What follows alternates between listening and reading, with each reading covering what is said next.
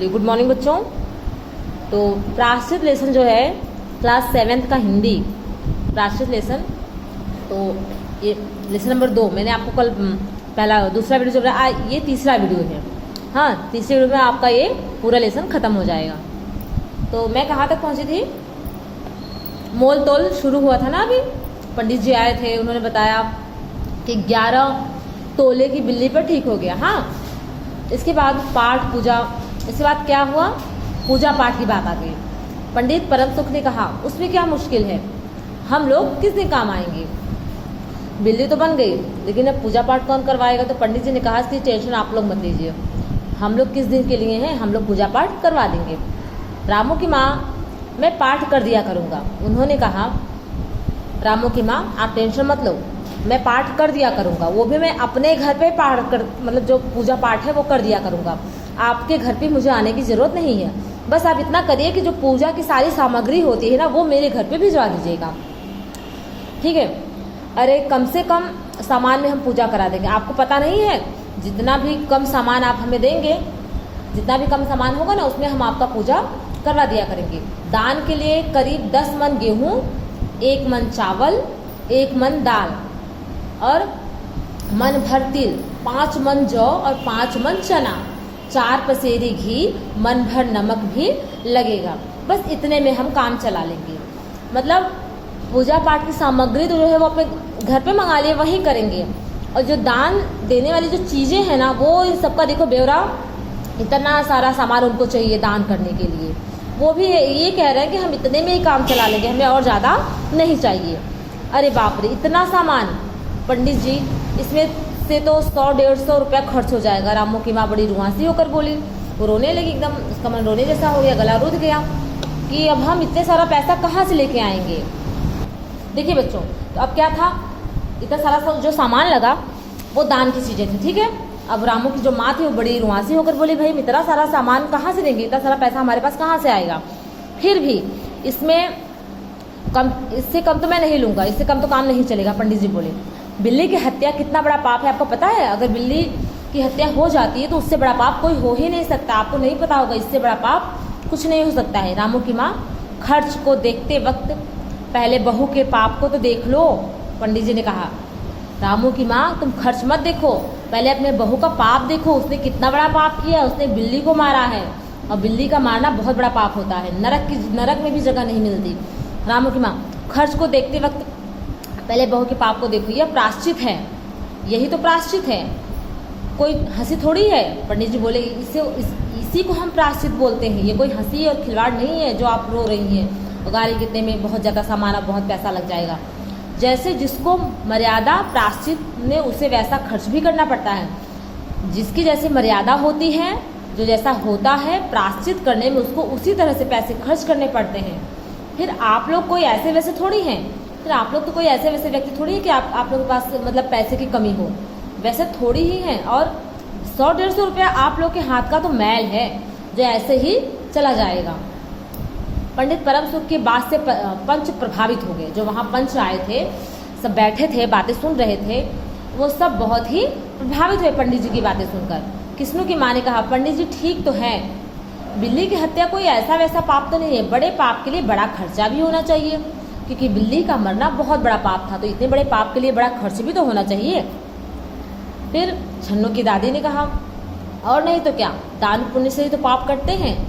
छन्नू की दादी आई तो उन्होंने कहा जितना हम दान देंगे उतना ही, जितना दान देंगे पुण्य का कर्म करेंगे उतने ही हमारे पाप हमसे मतलब दूर रहेंगे, पाप कटेंगे हमारे। दान पुण्य में किफ़ायत की नहीं, ठीक नहीं है, मतलब दान पुण्य की चीज़ों में ये रोक टोक और किफ़ायत करना ठीक नहीं है। मिश्रानी ने कहा और फिर माँ जी आप लोग बड़े आदमी ठहरे। उन्होंने कहा कि आप लोग कोई गरीब थोड़ी हैं, आप लोग तो बड़े लोग हैं और आप लोगों के लिए 100-150 रुपया खर्च करना बहुत बड़ी बात नहीं है, अखरेगा थोड़ी आपके लिए। रामू की माँ ने अपने चारों ओर देखा, जब सभी लोग एक ही तरह की बातें बोल रहे हैं तो बेचारी करे भी तो क्या करे। अब रामू की माँ ने अपनी नज़रें उठाई, जितने सारे लोग वहाँ बैठे थे सब की तरफ एक तरफ से उसने पहले देखा। फिर सभी पंच पंडित जी के साथ, जितने भी पंच थे वहाँ पे पंडित जी के साथ, पंडित परम सुख मुस्कुरा रहे थे। पंच एक दूसरे को देखे और सब ने पंडित जी की बातों पर सहमति जताई। और पंडित परम सुख मुस्कुरा रहे थे, क्योंकि उन्होंने जो कहा वही सब हुआ और सबने उनकी बातों को सहमति से स्वीकार किया। और उन्होंने कहा, रामू की माँ, एक तरफ तो बहू के लिए कुंभी पाक नरक है। पहली बात पंडित जी ने कहा, एक तरफ तो जो आपकी बहू का कुंभी पाक नरक है और दूसरी तरफ तुम्हारे जिम्मे थोड़ा खर्चा। अब सो उससे मुंह न मोड़ो। पंडित जी ने कहा, देखिए कुंभी पाक नरक बहुत बड़ा पाप होता है। एक तरफ तो आपके बहू के ऊपर इतना बड़ा पाप है और 100-150 का खर्चा ही तो आपके ऊपर है, बहुत ज़्यादा खर्चा तो मैं आपको बता नहीं रहा हूँ। अब उससे मुंह मत मोड़िएगा आप, ठीक है, आपको ये सब करना ही पड़ेगा, आप डरिए मत। एक ठंडी सांस लेते हुए रामू की माँ ने कहा, ठंडी सांस लेते रामू की माँ ने कहा, अब तो जो नाच नचाओगे नाचना ही पड़ेगा। हाँ, वो भी समझ गई पंडित जी, अब तो आप ही के हाथ में है, जो नाच नचाएंगे जो कहेंगे वो तो हमें करना ही पड़ेगा। पंडित परम सुख कुछ बिगड़ कर बोले, थोड़ा गुस्से में होकर बोले, रामू की माँ, ये तो खुशी की बात है, अगर तुम्हें यह अखरता है तो न करो, मैं चला। इतना कहकर पंडित जी वहाँ से पोथी पत्रा बटोरे और जाने की तैयारी करने लगे। तब क्या हुआ देखिए, अब पंडित जी वहाँ चल रहे हैं, उन्हें गुस्सा आ गया। अरे पंडित जी, रामू की माँ को कुछ नहीं अखरता। लेकिन किसने बोला? बटोरी। अरे पंडित जी, रामू की माँ को कुछ नहीं अखरता है, बेचारी को तो कितना दुख है, बिगड़ो ना। पंडित जी से वहाँ जो औरतें बैठी थीं सब बोली कि अरे पंडित जी गुस्सा क्यों हो रहे हो, उन्हें कुछ अखरता नहीं है, लेकिन इतना बड़ा दुख है तो क्या करें, अब आप गुस्सा मत हो। मिश्रानी, छन्नू की दादी और किस्नू की माँ ने एक स्वर में कहा। इन सब ने एक ही स्वर में सब ने पंडित जी के सारी बात बताई कि इतना बड़ा दुख उसके ऊपर है, आप क्यों गुस्सा हो रहे हैं, आप बिगड़िए मत, आप सब समस्या का हल बताइए कि किस तरह समस्या से, इस कुंभी पाक नरक से इनको मुक्ति मिलेगी। रामू की माँ ने पंडित जी के पैर पकड़े। अब क्या था, पंडित जी के सारी उंगलियाँ जो पड़ी हैं और घी में है वो, पंडित जी बड़े खुश हैं। अब क्या था, रामू की माँ डर गई, फिर से पंडित जी के पैर पकड़ लिए, क्योंकि पंडित तो बहुत पोथी पत्रा बटोर जाने के लिए तैयार हो गया, अब मैं जा रहा हूँ। इतने में सबने उनको समझाया। फिर रामू की माँ ने पंडित जी के पैर पकड़े, पंडित जी ने अब जमकर आसन लगाया। क्या था, अब बढ़िया से आसन दोनों पैर जमा कर बैठ गए। पंडित जी अब उठने का नाम नहीं ले रहे हैं, अब तो पंडित जी के मन का हो रहा है ना, तो कैसे जाएंगे अब वो। अब देखिए डिमांड देखिए अब पूजा की, 21 दिन के पाठ के 21 रुपये, मतलब हर दिन का वो 1 रुपया लेते पंडित जी। 21 दिन पाठ करते और 21 रुपये लेते। 21 दिन तक दोनों वक्त 5-5 ब्राह्मणों को भोजन कराना पड़ेगा।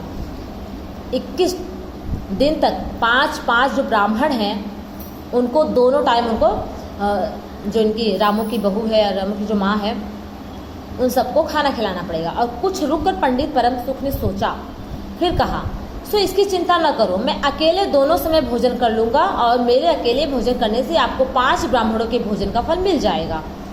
अब उनकी तोंद ही 8 इंच की थी, सोचिए, हाँ, तो पूरा सवा सेर तो खुद ही खा जाते थे, 5 ब्राह्मणों का भोजन तो वो अकेले ही कर लेंगे। इसलिए कहा 5 पंडितों को मत बुलाइए, मैं अकेले ही भोजन कर लूँगा, 5 ब्राह्मणों का भोजन का फल आपको मेरे अकेले खाने से मिल जाएगा, आप 5 ब्राह्मणों को मत ढूंढिएगा। यह तो पंडित जी ठीक कहते हैं। पंडित जी की तोंद तो देखो, मिश्रानी ने मुस्कुराते हुए पंडित पर व्यंग किया। हाँ, पंडित जी की तोंद तो देखो, 5 पंडितों का खाना तो खुद अकेले ही खा जाएंगे। अच्छा, तो फिर प्रायश्चित का प्रबंध करवाओ। रामू की माँ से पंडित जी ने कहा, ठीक है, अब सारी बातें फिक्स हो चुकी हैं, अब प्रायश्चित का आप प्रबंध करवाओ। रामू की माँ 11 तोला सोना निकालो और मैं उसकी बिल्ली बनवा लाऊँ। अब पंडित जी ने कहा, रामू की माँ आप 11 तोला सोना मुझे दीजिए और मैं जा करके वहाँ सोने की बिल्ली बनाकर लाता हूँ। 2 घंटे में बनवा कर लौटूंगा, तब तक पूजा का प्रबंध करके रखो, ठीक है।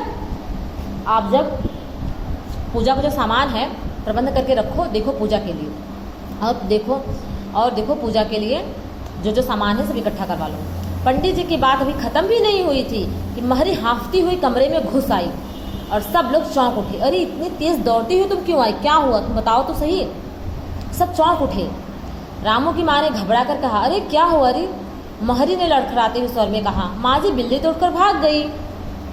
देखिए अब क्या था, बिल्ली तो उठकर भाग गई। जब बिल्ली ही भाग गई तो प्रायश्चित तो कोई सवाल ही नहीं उठता कि पंडित जी को कितने सारे सामान मिलेंगे। हाँ, ना 21 दिन का 21 रुपया मिलेगा, ना दोनों टाइम खाना मिलेगा, क्योंकि बिल्ली तो भाग गई। अगर बिल्ली मर जाती तो इतनी सारी चीज़ें जो पंडित जी वो सब उनकी हो जाती। तो प्रायश्चित पाठ आपका यहीं पे खत्म हुआ। देखिए बच्चों, इसमें अंधविश्वास के बारे में बताया गया है कि अंधविश्वास में आके पंडित के चक्कर पड़ के इतनी सारी चीज़ें वो थी गंवा दी थी। हाँ, चलिए आगे देखिए, इसमें कुछ शब्दार्थ जो है। घृणा मतलब क्या होता है? नफरत, ठीक है। नदारत मतलब होता है गायब, दुश्वार, मुश्किल और कठिन कार्य। सतर्क मतलब होता है सावधान रहना। निगाह मतलब क्या होता है? दृष्टि। पाटा मतलब क्या होता है? हाँ, मैंने बताया लकड़ी का, सॉरी, पाटा मतलब होता है पत्थर का या काठ का एक टुकड़ा। देखो लकड़ी भी है इसमें। पाटा मतलब होता है पत्थर का या काठ मतलब होती है लकड़ी, उसका एक बड़ा सा टुकड़ा, ठीक है। चंपत मतलब होता है भाग जाना। किफायत मतलब होता है कंजूसी। विधान मतलब व्यवस्था और उपाय। अखरना मतलब बुरा लगना। प्रबंध मतलब इंतजाम और व्यवस्था करना। जिन्स मतलब होता है कोई भी वस्तु। जिन्स का प्रयोग इस लेसन में किया गया है, तो जिन्स वाक्य जो प्रयोग किया गया है, तो जिन्स का मतलब समझ लीजिए। जिन्स का मतलब कोई भी सामान हम इससे देते हैं, क्या बोलते हैं? जिन्स बोलते हैं। चलिए बच्चों, ये आपका प्राश्चित पाठ जो है वो यहाँ पे आज समाप्त होता है। धन्यवाद।